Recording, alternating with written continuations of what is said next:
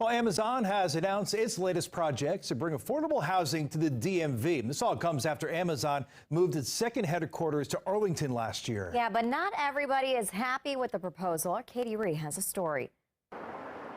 Back when Amazon announced that their HQ2 would be moving to Arlington, Virginia, they also announced an investment of over $2 billion. Now, that would be used to create and preserve 20,000 units of affordable housing. Now, they've already started projects in Virginia. Now they're expanding to Maryland and also the district. Now, their latest project here in Congress Heights, some people are saying it's not just all sunshine and rainbows, and they're saying projects like these could allow people to fall through the cracks. Amazon is investing $147 million to create and preserve 1,260 affordable housing units across Washington, D.C.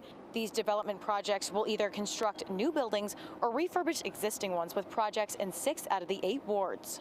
However, only certain residents will be eligible based on their income. D.C. resident Michelle Mitchell was born and raised in Congress Heights. In 2010, she was close to being forced out of her apartment on Alabama Avenue. She recently just won the legal battle against the landlord with the help of D.C. Attorney General Racine. We fought for 9 years to get to this place. Some people give up.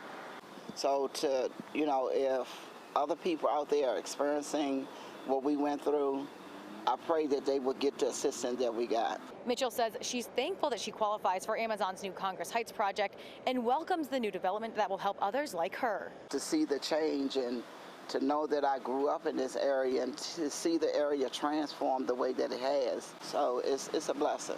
Attorney General Karl Racine says housing projects like the ones Amazon is funding across the district leave out the poorest community members who don't fall into the income range, as well as longstanding residents and community members of color. He told DC News Now that only 6% of affordable housing provided by Amazon in Virginia went to the lowest earning people. This is a matter of policy and priority.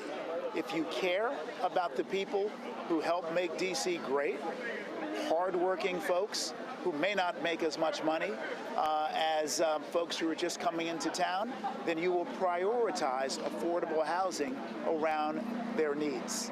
It's actually not that hard. But Catherine Buell, the director of the Amazon Equity Trust Fund, says that's not true. We're being very intentional about servicing those customers where there is no affordable housing funding or public funding available. Many of the traditional public and affordable housing sources, such as your housing choice vouchers, such as your low-income housing tax credits, those really do focus on those more deeply affordable projects. Now, the area median income of these different projects range anywhere from 30% up to 80%. And for more information on that, head to our website, dcnewsnow.com. But for now, reporting in Congress Heights, Katie Ree, DC News Now.